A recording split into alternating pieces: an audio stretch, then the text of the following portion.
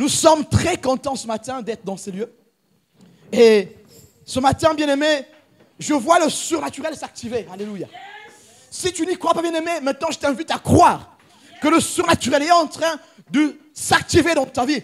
Parce que le Dieu Tout-Puissant est là présent. Il dit là où 2 ou 3 sont réunis en mon nom, je suis là. Alors s'il est là, c'est que le surnaturel s'active. Oh oui, toi qui n'y crois pas, tu peux accepter ce matin que le Seigneur est en train de se manifester par l'esprit de prière qui agit en ces lieux. Au nom de Jésus. Parmi les fondamentaux de l'évangélisation, nous voulons parler du 4e point qui est la prière. Amen. La prière. C'est vrai ce matin que notre enseignement concerne la prière dans le cadre de l'évangélisation. Bien-aimé, notre vie quotidienne est attachée à notre vie d'évangélisation. Amen. Car nous avons enseigné que le témoignage fait partie de notre quotidien. Amen. Le témoignage fait partie du quotidien. Amen. L'évangélisation fait partie du quotidien. Amen. Je respire comme j'évangélise. Je parle comme j'évangélise. Je prie comme j'évangélise. Amen. Quand je sors un mot de ma bouche, bien-aimé, je suis en train d'évangéliser. Quand je parle avec mes collègues au boulot, je suis en train d'évangéliser. Parce qu'ils doivent lire en moi l'enfant de Dieu que je suis. Amen. Alors j'évangélise. Alors, avant de commencer ce message, j'aimerais vous faire visionner, bien-aimé, un médecin qui parle d'une étude qui a été faite en ce qui concerne la prière. C'est pour vous dire déjà, bien-aimé, si toi tu négliges la prière, là ce n'est pas un pasteur qui parle. Peut-être que tu n'as pas assez de foi pour prier, mais là ce n'est pas un pasteur qui parle. Là c'est un scientifique, un profane. Donc quand tu es déprimé, le médicament c'est la prière. Quand tu as des soucis, le médicament c'est la prière. Quand tu es malade, le médicament c'est, même quand tu as dit qu'il te reste 10 jours, la prière. Amen. C'est Dieu qui a le dernier mot. Amen. Je reçois ce matin le docteur Frédéric Salman. Bonjour et bienvenue. Bonjour. Ravi de faire votre connaissance. Vous êtes docteur en cardiologie et en nutrition, spécialiste de l'hygiène alimentaire. Vous êtes un phénomène de l'édition. Vous êtes un docteur qui vend des livres et vous publiez La santé devant soi, le secret millénaire qui va changer votre vie aux éditions Robert Laffont. Alors, ce qui est passionnant dans votre livre, c'est que vous écrivez qu'on sait désormais que ceux qui pratiquent une religion ou accordent une grande importance à la spiritualité vivent plus longtemps que les autres et en meilleure santé. Comment est-ce qu'on le sait? Une étude a été publiée il y a 3 ans qui m'a donné l'idée d'écrire ce livre. Je découvre que les gens qui croient dans une religion vivent 7 ans de plus que les autres. Et là, je peux vous dire que j'en reviens pas. J'essaie de comprendre.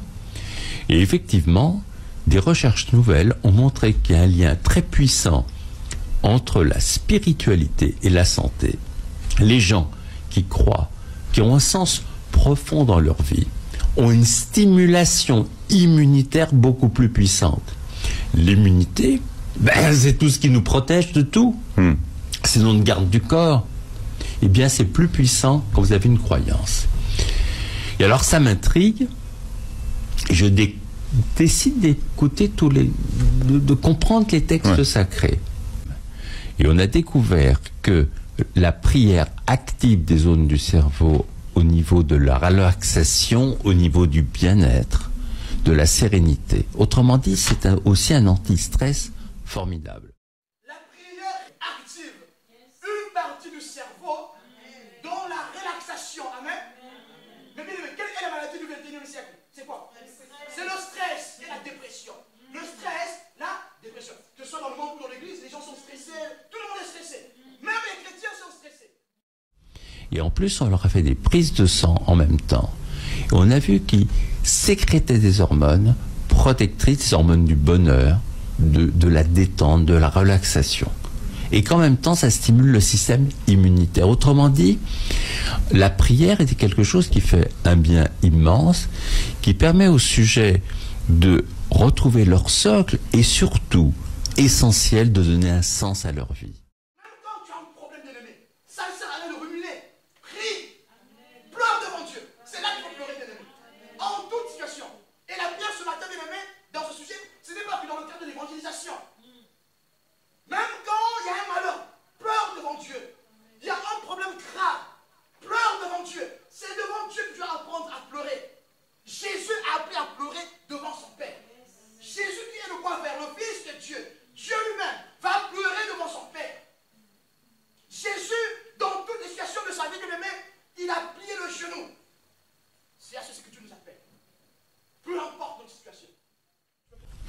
Donc on a évalué les effets positifs de la prière sur la santé. Oui. Ça, c'est validé. Ah, c'est validé et c'est formidable. Qu'est-ce que vous avez appris, vous, en tant que praticien, en vous intéressant à la prière? Ben, j'ai appris, vous savez, une chose essentielle. C'est que quand quelqu'un tombe malade, il ne faut pas regarder seulement la maladie, il faut regarder le sujet dans son ensemble et ne pas séparer le spirituel du physique. Quelque part, vous savez, quand les gens ont un gros décalage entre ce qu'ils sont en profondeur et leur vie, dans ce décalage va s'installer la maladie. Pourquoi il y a une maladie? Pourquoi elle démarre? Et une compréhension extrêmement forte dans la spiritualité, c'est-à-dire que quand les gens sont raccords, ils vont beaucoup, beaucoup mieux. Ils ont une forme d'énergie et de lumière intérieure qui les protège. Pourtant, vous savez, l'individu a besoin aussi de se relier à ce qu'il est en profondeur pour justement aller vers ce qui est essentiel. Et ce qui est formidable, c'est que à un moment donné, ça va être justement cette énergie qui va le protéger. Mais il faut être en mouvement physique, spirituel et intellectuel. On acclame le Seigneur, alléluia. Béni soit notre Dieu, alléluia.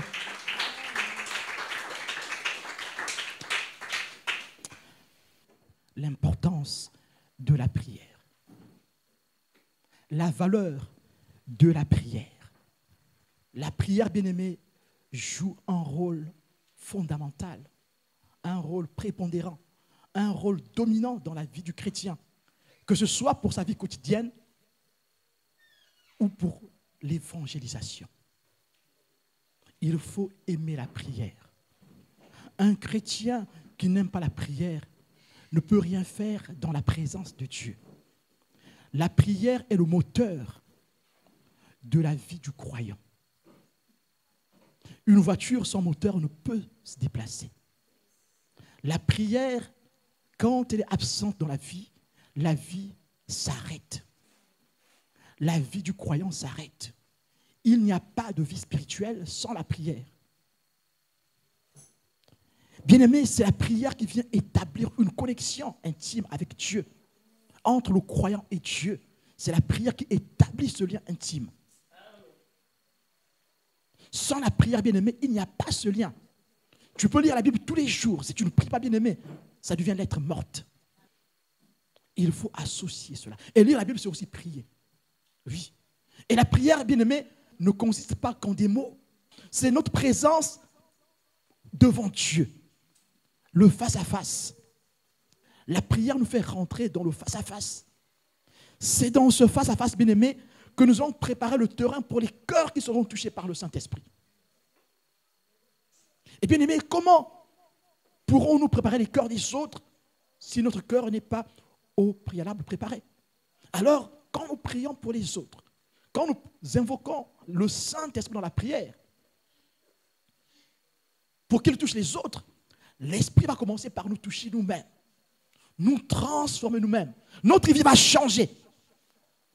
C'est pour ça que nous pourrons éclairer les autres. Évangéliser, c'est éclairer les autres. Nous sommes des lumières. Mais comment pourrons-nous être des lumières sans la prière? Comment notre lumière sera active? La lumière, il faut l'entretenir. Amen. Et dans le temps des lampes Lucium, c'est une lampe, vous trouvez ça dans les musées, hein, où on mettait de l'huile pour que la mèche s'allume. Amen. Quand l'huile tarissait, la lampe s'éteignait. Amen. Et de même aujourd'hui, il n'y a pas de lumière s'il n'y a pas l'électricité. Amen. Il n'y aura pas de lumière. Mais il faut que le générateur fournisse l'électricité. C'est ça la prière. C'est la prière qui vient allumer le feu en nous. Si on arrête de prier, bien-aimé, on va devenir terne. La lumière va disparaître. Alors, que ce soit pour l'évangélisation ou pour la vie quotidienne, on a besoin de la prière. On a besoin de prier. Nous avons besoin de prier pour activer le Saint-Esprit dans le travail que nous faisons. Nous avons besoin de prier pour activer le Saint-Esprit pour notre foi. Nous avons besoin de prier pour activer la puissance du Saint-Esprit pour l'amour qui doit nous conduire tous les jours envers notre prochain. Car évangéliser, c'est donner l'amour. Amen. Au-delà de transmettre la doctrine du Christ, mais évangéliser, c'est d'abord donner l'amour. Jean 3, verset 16 le dit.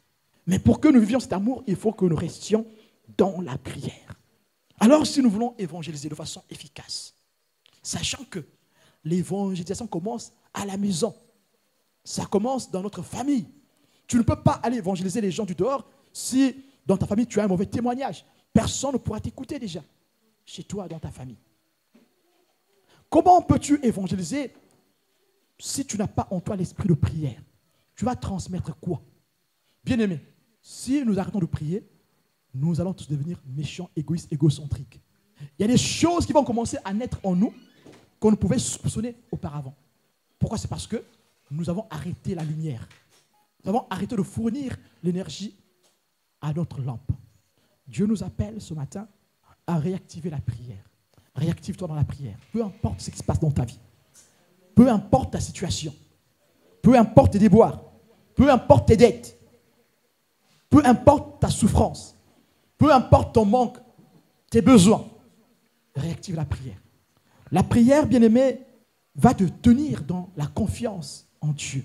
Cette confiance, bien-aimé, c'est dans la persévérance. C'est dans l'espérance de ce que Dieu te donne. Tu ne peux pas recevoir une chose de ton Père si tu es absent. Ce n'est pas possible. Pour que ton Père te donne une chose, il faut que tu sois dans sa présence. C'est dans la présence que nous recevons. Si je veux voir mon Père, je lui demande une chose, je serai devant lui. Je vais lui demander quelque chose. Mais il faut que je reste là pour qu'il me donne la chose. Je ne quitte pas dans cette persévérance, dans cette espérance de la chose que Dieu me donne, dans la chose que Dieu veut de moi, dans la chose que Dieu veut m'envoyer. Amen. Il faut que je reste dans la présence de Dieu. Il faut que je reste dans le face-à-face. Bien-aimé, la prière est un moyen puissant pour l'évangélisateur. Un moyen puissant pour rechercher la direction de Dieu. C'est dans la prière, bien-aimé, que nous recherchons la direction de Dieu dans l'évangélisation. C'est dans la prière, bien-aimé, que nous recherchons la direction de Dieu pour notre vie. Tu ne pourras pas savoir ce que Dieu veut pour toi si tu ne cherches pas sa volonté dans la prière. Rechercher la direction de Dieu, c'est chercher la volonté de Dieu. Mais c'est dans la prière que nous recherchons la volonté de Dieu. Matthieu 6, à partir du verset 9, dans le Notre Père. Si nous négligeons la prière, bien-aimés, nous ne connaîtrons plus la volonté de Dieu pour notre vie. De même, nous ne saurons plus ce que Dieu veut pour les âmes qui sont perdues. Et pour rester dans une obéissance constante, il faut rester dans la prière, dans le face-à-face avec Dieu, dans cette communion, cette communication, où Dieu nous parle, où Dieu nous saisit. Bien-aimés, c'est dans la prière que nous allons cultiver l'amour. C'est dans la prière que nous allons cultiver l'humilité. C'est dans la prière que nous cultivons l'abandon à Dieu. C'est dans la prière que Dieu va nous émonder. Bien-aimés, nous sommes tous appelés à être émondés tous les jours. Même si tu es archibishop, toi aussi tu es appelé à être émondé. Donc, les bouts de chair qui dépassent, les branches inutiles, il faut les couper, comme pour la vigne. Ça se passe dans la prière.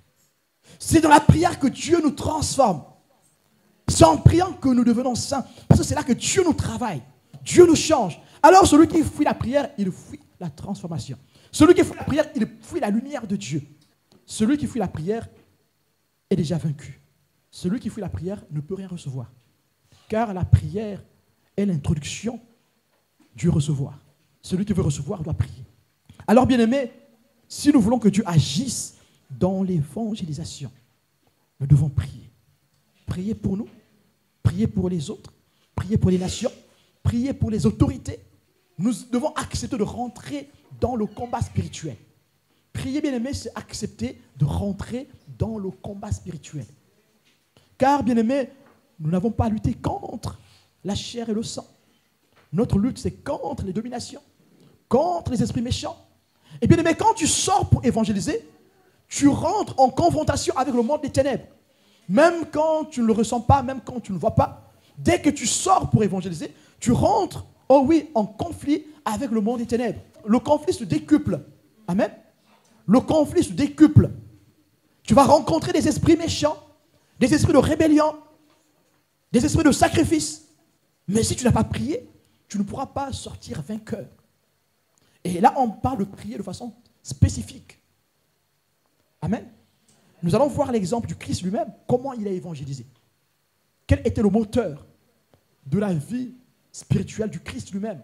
Quel a été le moteur de la vie de Jésus avant l'évangélisation, pendant l'évangélisation et après l'évangélisation? Lisons-le dans Luc chapitre 12 et puis dans Marc chapitre 1. On va commencer avec Marc. Marc 1, versets 35 à 39.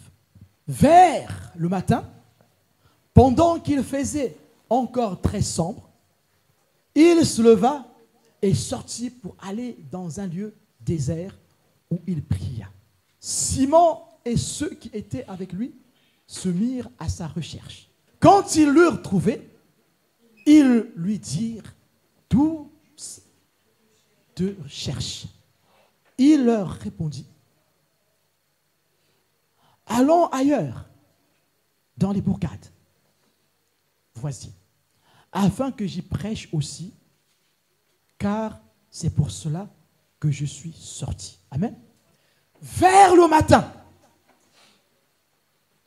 pendant qu'il faisait encore très sombre, bien-aimé, c'est pendant qu'il faisait encore très sombre, il y avait encore des ténèbres, c'est en ce moment-là, bien-aimé, que Jésus va dans un lieu désert. La prière, bien-aimé, c'est fait à l'aube. C'est à la traversée, bien-aimé, de nos ténèbres que nous devons rester debout dans la prière. C'est ce que veut dire ce texte. Jésus prie, bien-aimé, quand il fait encore très sombre. Et Jésus va rester dans la prière. Jésus va traverser les ténèbres dans la prière.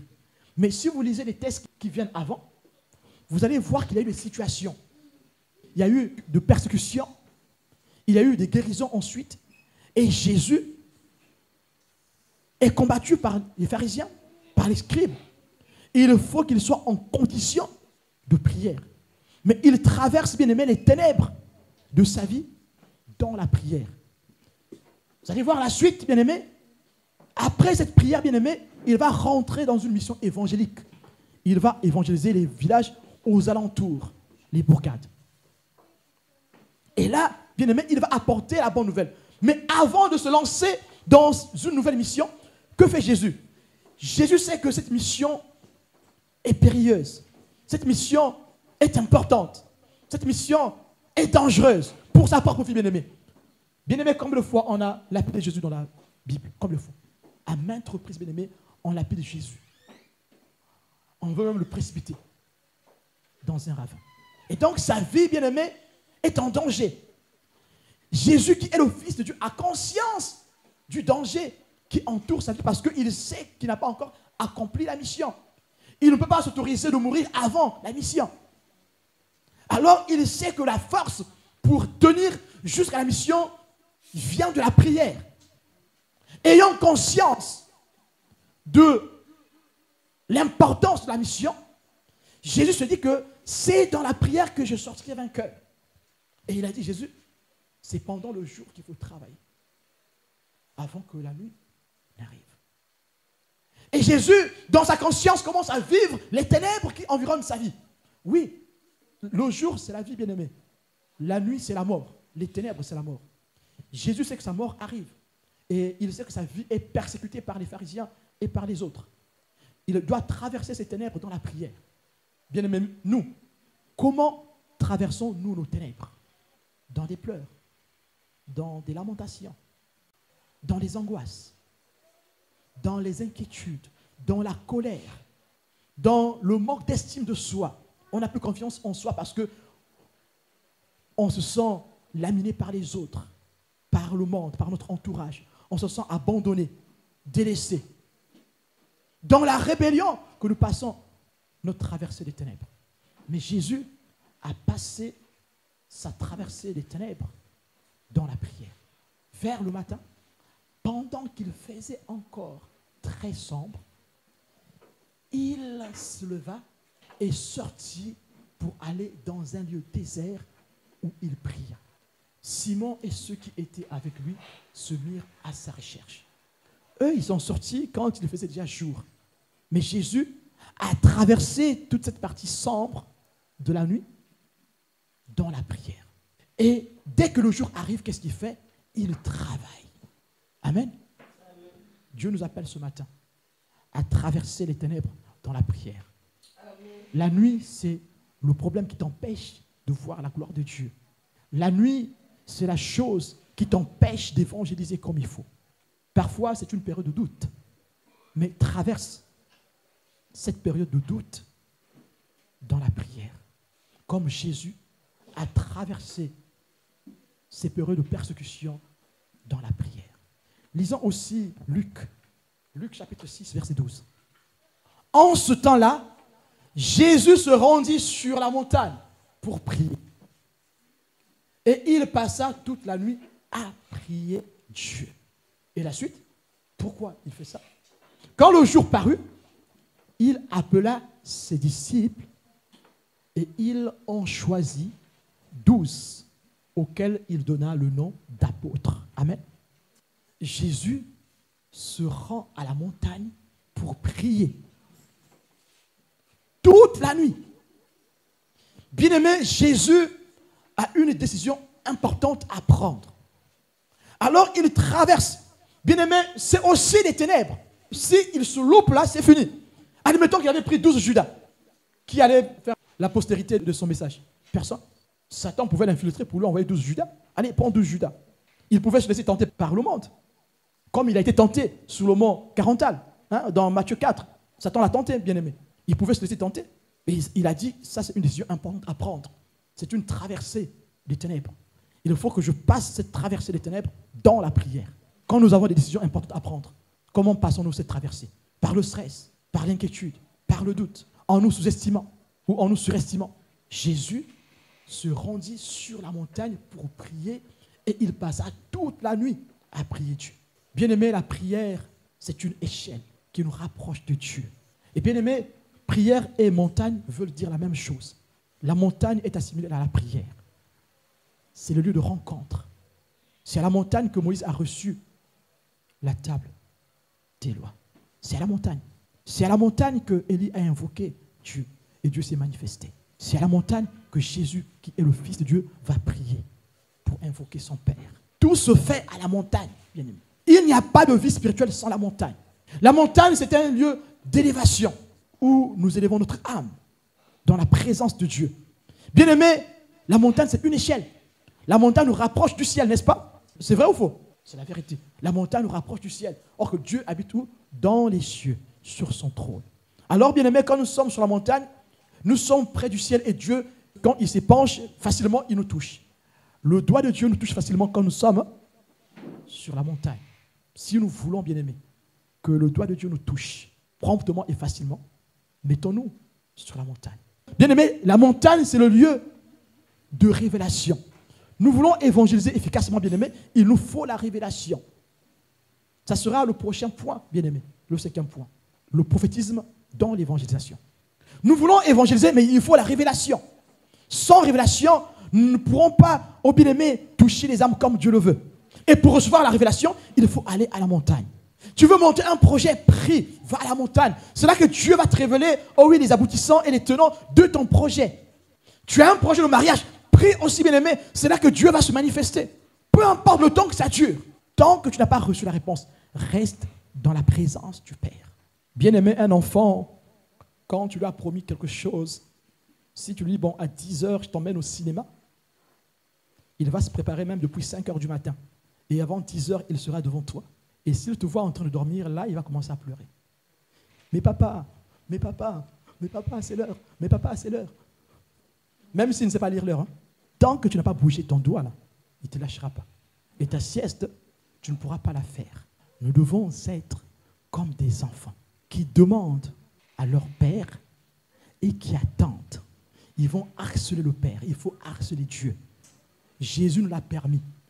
On peut ce matin se permettre d'utiliser le mot harceler. Nous devons harceler Dieu. Peu importe le temps que ça dure, on est dans la présence. Parfois, bien-aimé, Dieu permet que certaines demandes prennent du temps pour nous émonder, pour nous transformer. Parce que nous ne sommes pas encore prêts pour bien garder notre grâce. Alors Dieu va faire que ça traîne un peu. Pendant que tu pries en demandant, il sera aussi en train de te changer petit à petit. Bien-aimé, tu veux te marier et tu es encore rebelle. Tu veux te marier, bien-aimé. Alléluia, c'est une très bonne chose. Tu ne sais pas encore ranger tes chaussettes. Tu les jettes n'importe où. Tu les jettes n'importe où. Maintenant, est-ce que la sœur que tu appelles là dans la prière, est-ce qu'elle est prête à ramasser tes chaussettes tous les jours? À supporter ça pendant 50 ans, 100 ans? Oui, bien-aimé, je vais parler des choses choquantes ce matin, hein, dans les exemples de la vie courante. Parce qu'on parle de l'évangélisation.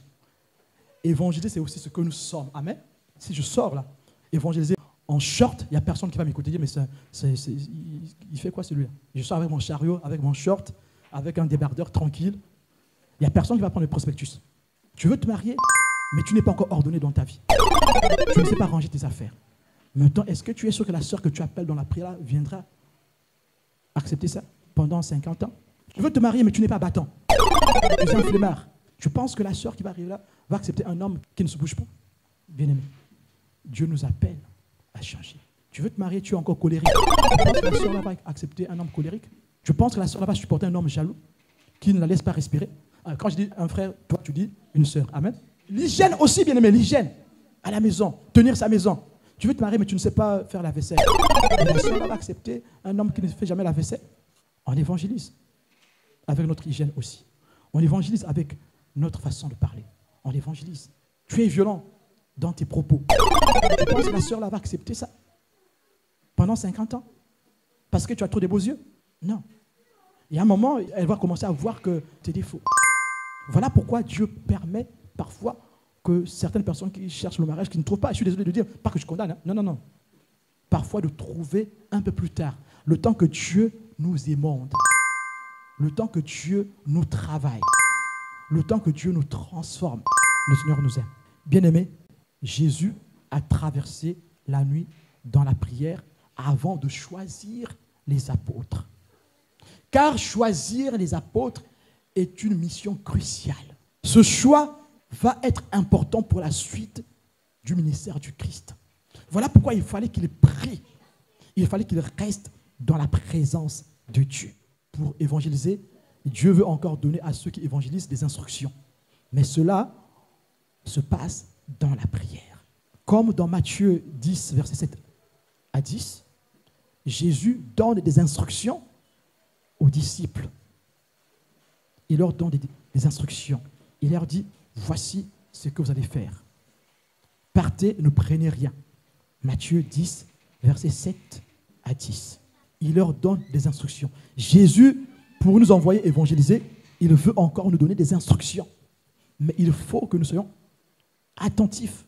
Et nous sommes attentifs dans la prière, pas dans autre chose.